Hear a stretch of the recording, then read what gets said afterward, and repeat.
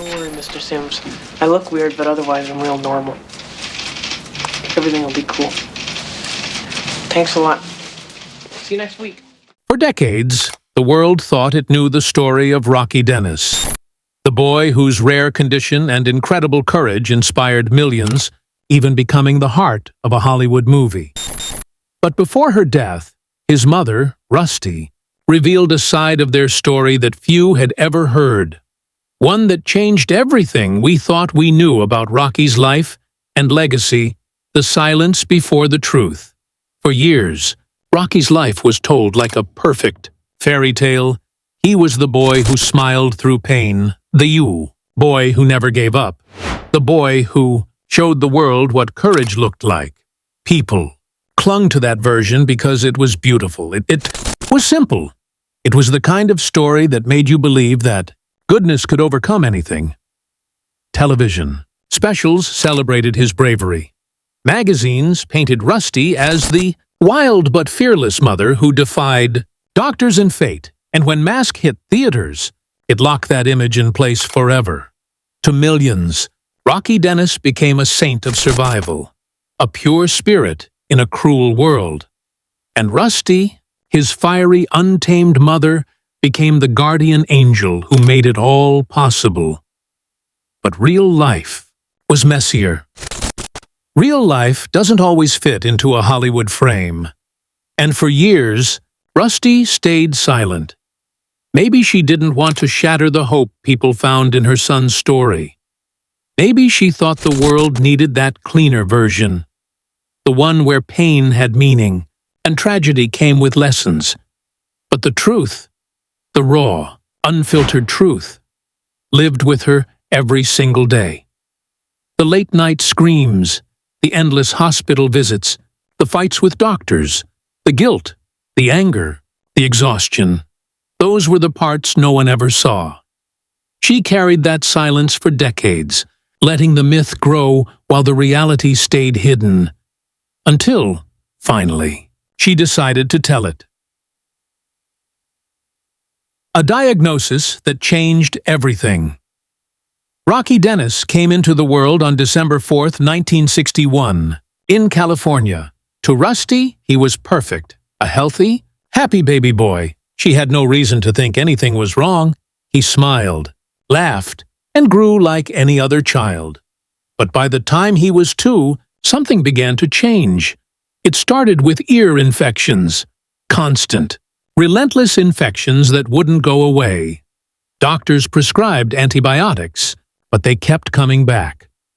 Rusty knew something wasn't right, so she took him to UCLA for tests. And that decision changed everything. When doctors looked at his x-rays, they were stunned. Rocky's skull wasn't developing like a normal child's. His bones were thickening, hardening, fusing in ways they shouldn't. After a series of tests, the doctors gave Rusty a name for what they found: craniodiaphyseal dysplasia, one of the rarest bone disorders in the world. Most doctors had never even seen a case. Some called it Lionitis, because the condition caused the skull to grow outward, distorting the face. The prognosis was devastating. They told Rusty her son would lose his vision, his hearing, and, eventually, his life. His own skull, they said, would crush his brain before he ever reached his 7th birthday. Imagine being told that about your child. A child who had just learned to talk, to laugh, to run. They weren't telling Rusty how to help him live. They were telling her to prepare for his funeral. But Rusty Dennis was not built to surrender. She didn't know how to sit quietly and accept fate. If doctors said her son had only a few years, then she would make those years count. She decided then her boy would live, and he would live boldly. A childhood under siege. From the moment he stepped into the world, Rocky stood out.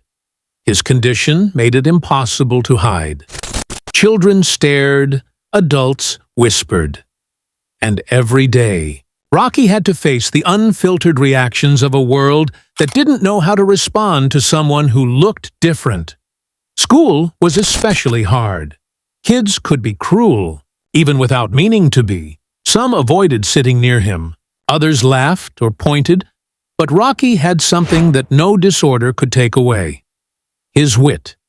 He was funny, quick, sarcastic, and clever. He used humor as both a shield and a sword. When people didn't know what to say, he'd say it for them, with a joke that made them laugh and forget, even for a moment, what they were staring at. Humor became his armor. It turned awkward silence into laughter. It gave him control in situations where he otherwise had none. Despite constant pain, headaches, and vision problems, Rocky never stopped learning. He asked questions, challenged teachers, and impressed anyone who took the time to see past his face. He wasn't just surviving, he was living, fully and fearlessly.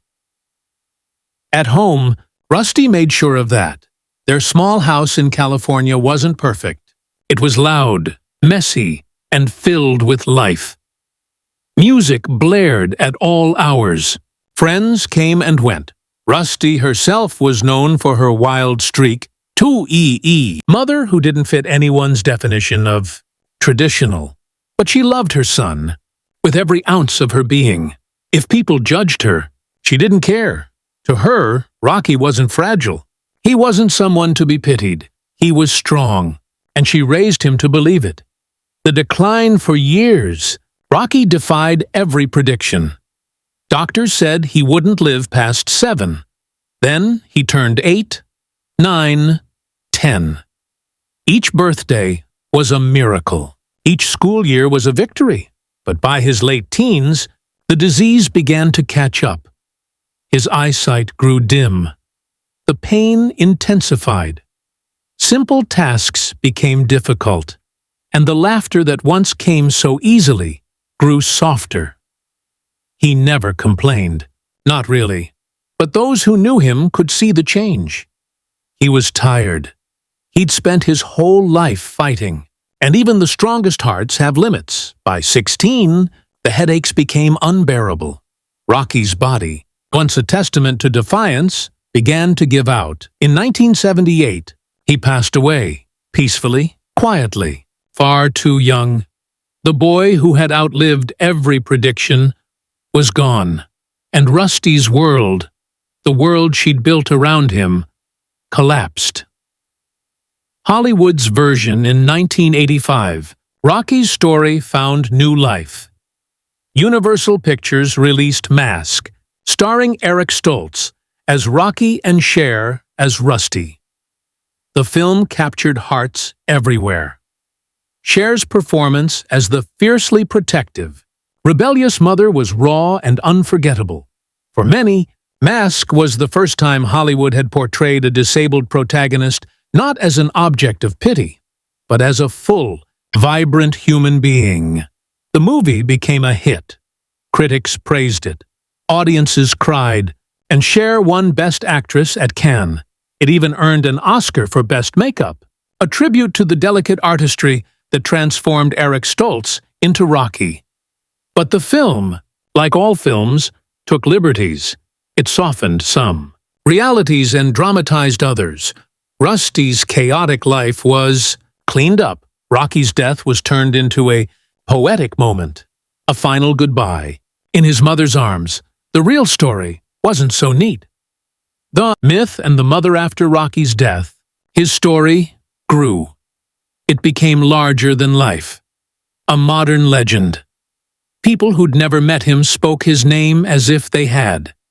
His courage became universal, his jokes immortal, and like all legends, the rough edges were smoothed away. The world saw only the bright side, the laughter, the triumphs, the lessons. But Rusty knew there was more.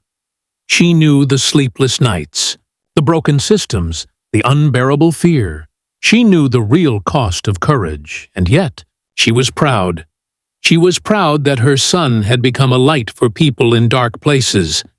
She was proud that his story had changed how the world saw difference, disability, and love.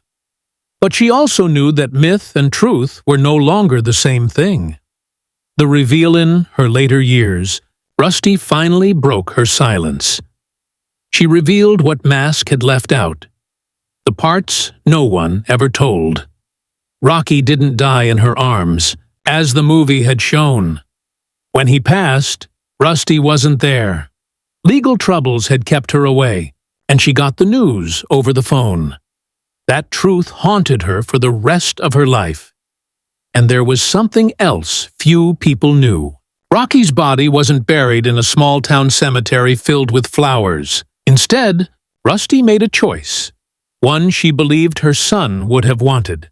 She donated his remains to UCLA Medical School. There, his case became a cornerstone for research. Doctors studied his condition to better understand craniodiaphyseal dysplasia. His life, and even his death, helped advance medical science, while the world remembered him as a Hollywood icon. His real legacy lived quietly, in laboratories, classrooms, and textbooks.